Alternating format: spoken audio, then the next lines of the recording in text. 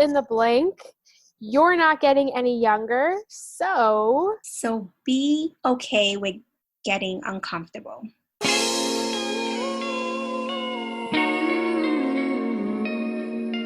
Hey you! Yes, you! Welcome to the You're Not Getting Any Younger podcast, a podcast for people who want to disrupt their lives for a good reason, to make it count. I'm your host, Jen Glantz, and every week I'll drop a new episode with stories from real people just like you, who woke up one morning and decided to make big changes, starting with small things. We'll cover topics like entrepreneurship, love, failure, and self-care. Hey, you're not getting any younger, so let's make this an adventure. Ready?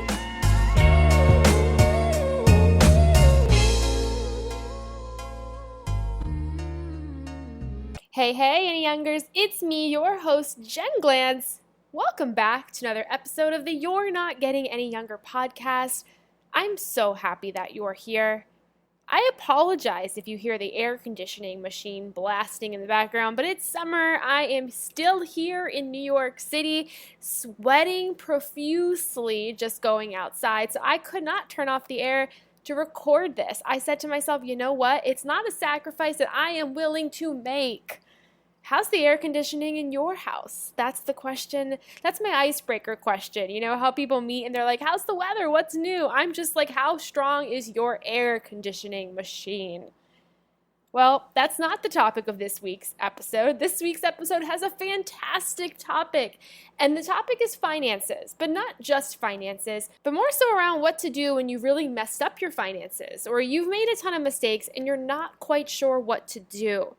I'm really excited to introduce this week's guest, Nashira. She is the CEO of Breaking Cycles and a certified financial counselor. She's also a mother of 2 kids, lives in New York City, and a couple of years ago, she was struggling living paycheck to paycheck. She had over $60,000 in debt.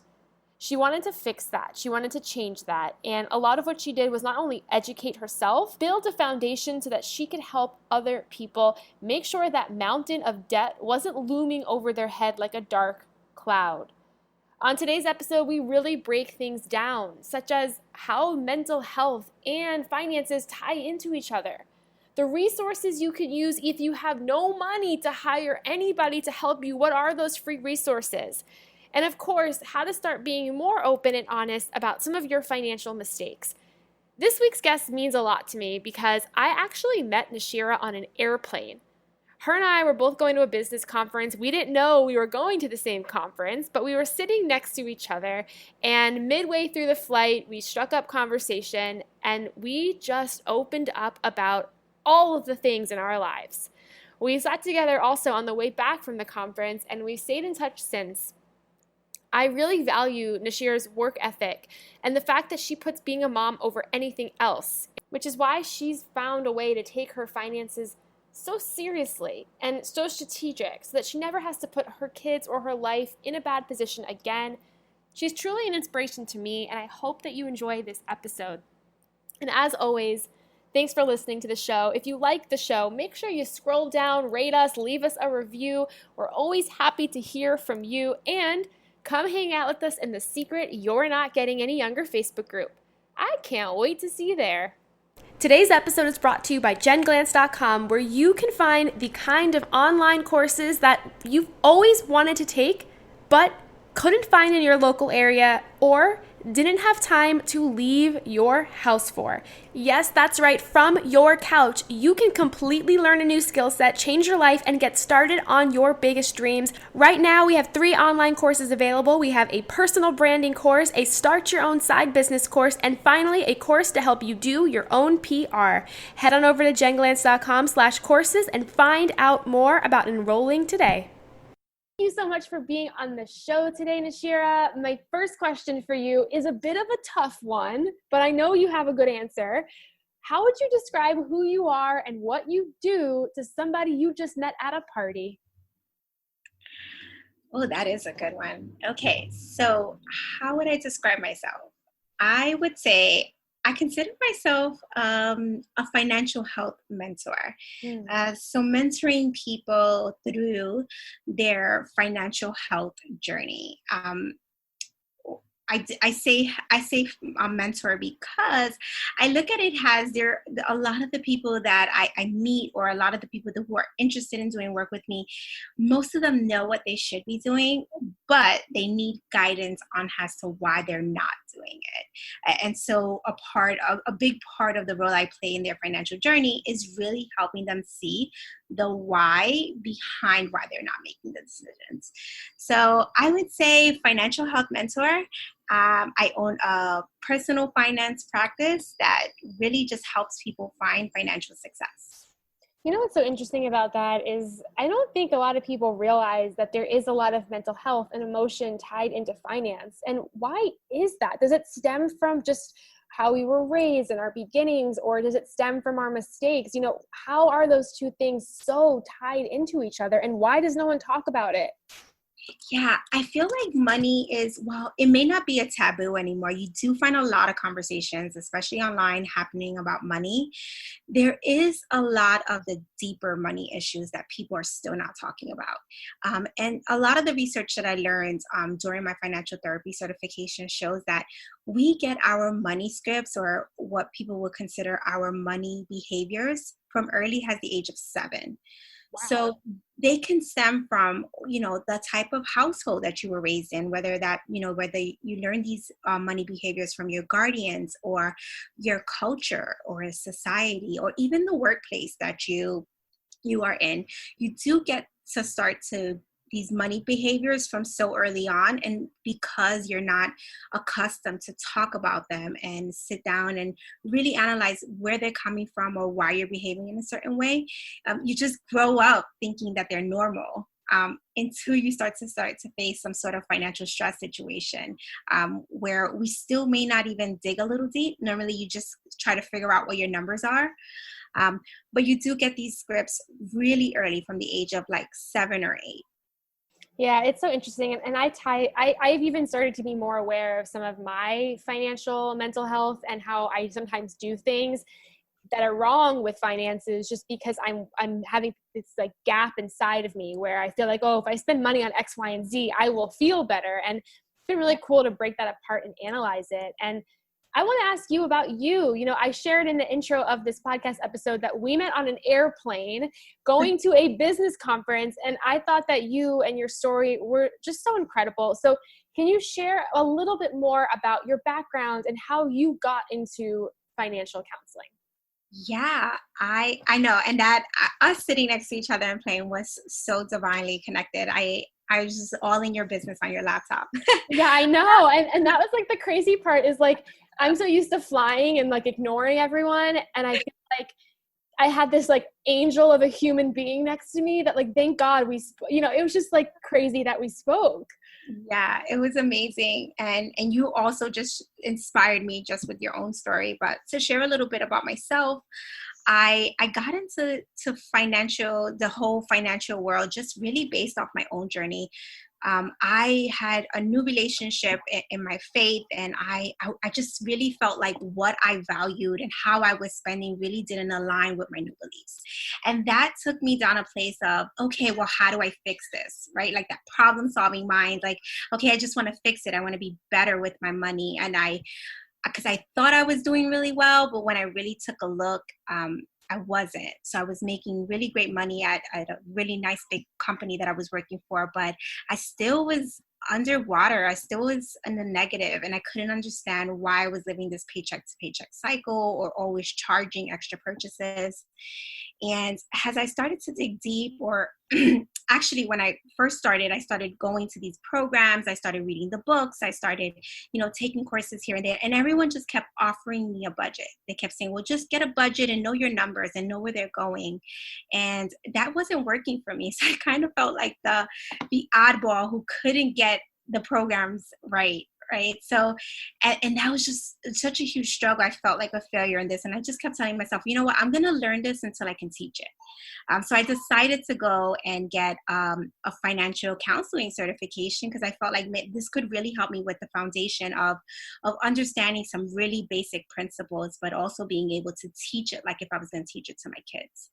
And as I started going through it, I started sharing with people, and people started, oh, I'll pay you a couple of dollars if you can help me do this. But during that time, I was still struggling with my own budget and still struggling how to manage my own money. I would start and stop and start and stop. And then I, stumbled upon a webinar for financial therapy. And really through the financial therapy program, they started to help me, doing the practice and all the mental health techniques. You started to learn a little bit more deeper about myself. And what I realized was that I was compensating for a lot of the disappointments that I felt in my life. And I was using money as a way to cope with it, right? I think that some people right now in the pandemic could agree with me, right? We do this thing called relief spending, where we spend to just relieve how we're feeling. And I was doing that. I was compensating for being a single mom. I wasn't where I wanted to be in life. And a lot of my spending was just like, okay, I don't want my kids to feel neglected. I don't want them to feel unloved. So I would just buy them whatever they want. We would eat out whenever I was too tired or what I thought was I needed a break. And I was just charging all these expenses. And through the financial therapy program, I was able to really start to see these needs that I was meeting. And I started to separate what I was feeling from how I was spending. And that helped me start to realize I didn't want what someone else's program was offering. I wanted what I really thought I needed at the moment and what I believed. And so that's how I started to pay off. I was I had about $60,000 in debt. And in 2017, which took us about 4.5 years, we ended up paying off the debt in total. And by then I had already reached 6 figures, a net worth of 6 figures, because I was also doing my saving at the same time. So and that's the short version of my story, but that's really how I got into it and how the financial therapy really played a big part in it.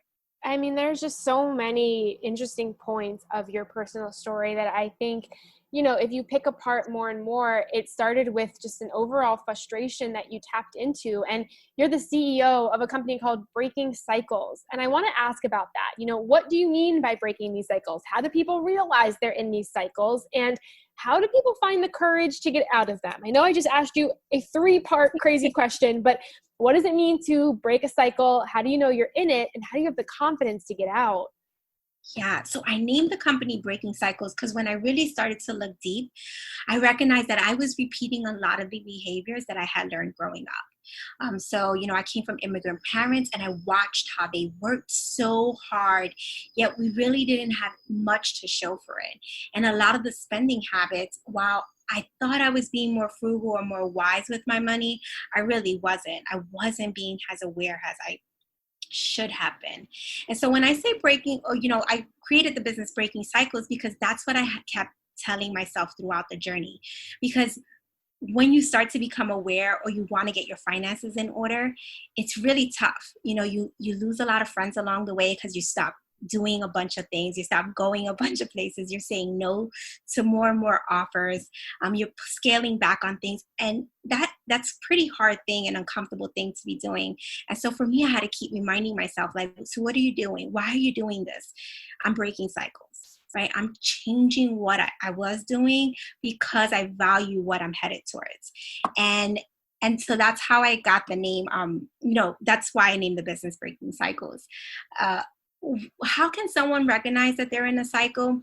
Well, obviously, if you're not looking at your numbers now and you're not being mindful of what's going on, one way is to actually start journaling. So if you're not tracking your spending, maybe sitting down, if you already journal, maybe just adding a couple of minutes to say, okay, where am I at this time in the month?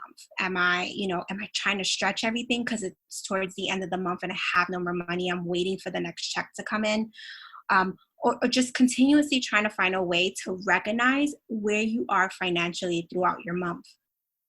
For some people, they may recognize that as they get closer and closer to payday, they're starting to feel more and more stretched. And that just becomes the norm, this paycheck to paycheck cycle.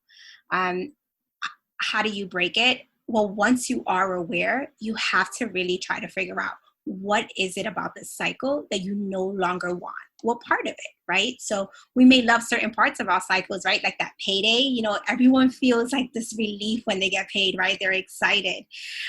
Or they just feel this sense of comfortability, like, oh, there's money in the bank. So you don't want that to go away, but what do you want to feel throughout the other parts of the month or throughout the other parts of your financial journey? So it's really writing that down and recognizing, what do you want to achieve? And I forgot the last question that you asked. So if you could just be writing one more time. So well, I'm sitting here thinking about some of the financial cycles that I think I'm in that I don't think I've ever admitted to somebody. And I feel like that could be probably one of the hardest parts, is just sitting down and figuring out what your cycle is. Because to me, a lot of what I do is normal. And the only time I realize that it's not is when I tell people. And that had to happen for me when I got engaged and I'm marrying another human being, who I had to be like, hey, here's how I handle money. How do you handle money? And that's when I started to see some of these like really personal cycles that I'm in. So I do feel like the process of making sure you understand, I personally am willing to say that everyone's in some sort of cycle. Do you think that could be true? Like everyone has some cycle that they're in, whether good or parts of it are not good? Yeah, I think everyone has a cycle. And all we can do, I think it's a lifelong journey, just like our health, right? Yes. We always have to be aware of what cycle we're in and what's good about it and what we need to change, right? So maybe some of the behaviors that I had 10 years ago when I was in my 20s, I needed those cycles to survive. I needed those in order to parent these two young kids. But maybe those behaviors don't align with me right now. So we all have some cycles, whether we are aware of it or not.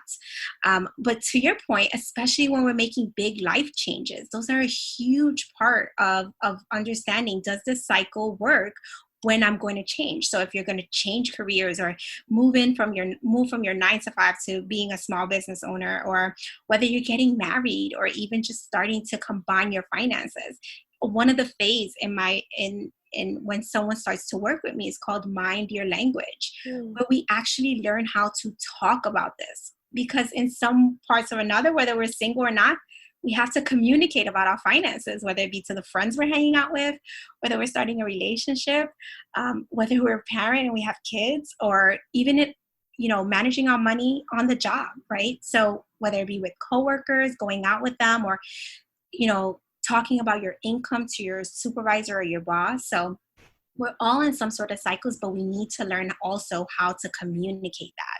Because once we do communicate it, it's now out there in the open. Like you're saying, there's a lot of shame to it, but we start to feel more comfortable and accepting of what we're doing right now and how we're going to change it. Yeah, and I think that's a great first step. And, the other thing that I wanted to talk to you about is the misinformation and also just figuring out the truth. And this comes from a conversation I had yesterday with a woman who opened up to me, and she said, she is in debt, extreme debt. And one of the reasons she's in debt is because she leased a car. They, took her money. They said, oh, just pay us $2,000 and a monthly payment of $500. She barely heard that part. And she ended up going over into debt because of this lease and had to give the car back and is still paying off the car. And I was trying to tell her, like, have you tried this option, and this option? And she said no, because when she calls up the first time, they say there's nothing they can do. So my question for you is, like, where can people go for the right information when they find themselves in a heavy situation that they're hardly even confident expressing or admitting? Because I feel like when you Google something, or even if you call, the person you're in debt to, they're not going to really necessarily be on your side. So how can people navigate their sticky situations? Yeah, I would start off with, if you don't right now have a financial team, start building one. When I say financial team, like, who are the players you need to have in your life? So maybe for some people, having, whether it be a financial coach or a financial planner, or a mortgage lender, like or banking relationship. We need to have some sort of financial team. I think a lot of people right now, especially small business owners, are realizing that because they don't have some sort of financial team, it was hard for them to acquire certain type of grants or loans with their bank. So it's a great place to start building your financial team. What I would say is when you read information or you're doing your Google, don't just settle on the first thing that you land upon. Really start to understand the situation that you're in first, and then go and find the right person for that. So for example, you may be typing in, sticking to the scenario that you gave, how to get out of a car lease.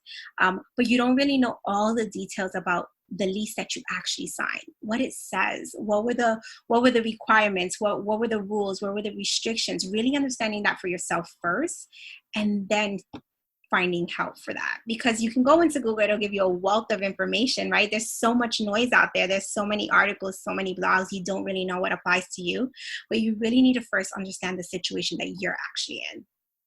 But someone can always go to, obviously, either a financial professional that may specialize in this. And a lot of the places you can go are like AFCPE. They have, it's an association for financial planning and education, and they have a wealth of financial coaches and counselors that you can find in your state that can help you with this. And some cities also offer free financial coaching, right? So it may be just the bare minimum, but they give you a place to start with. So for example, in New York City, we can call 311 and get free financial counseling. And you get, obviously, again, the bare minimum, because most of them are free, but you do get some place to start with. Yeah, and that's often I find the best part is just starting, because then it's no longer something that you're trying to navigate and deal with. So thank you for those resources. And, I want to ask you a question that we end all of the interviews with. I'm going to ask you to fill in the blank. You're not getting any younger, so be okay with getting uncomfortable.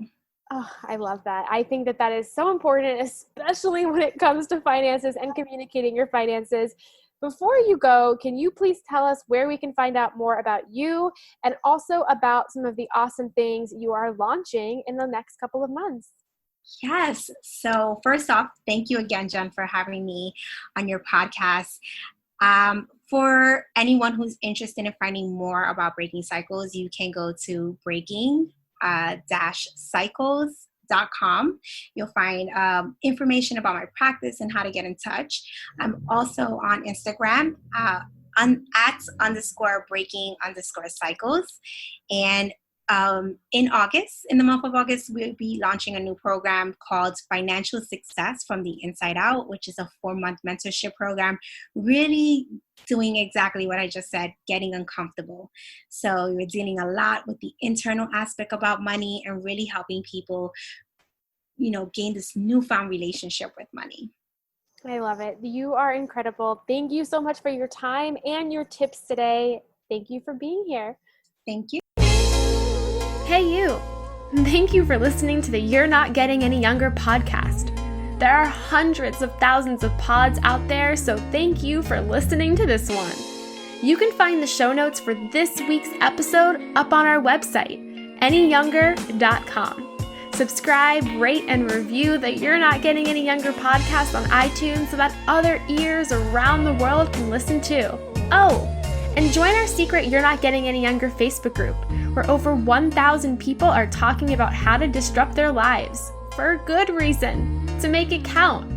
Until next week, all my love, Jen Glantz.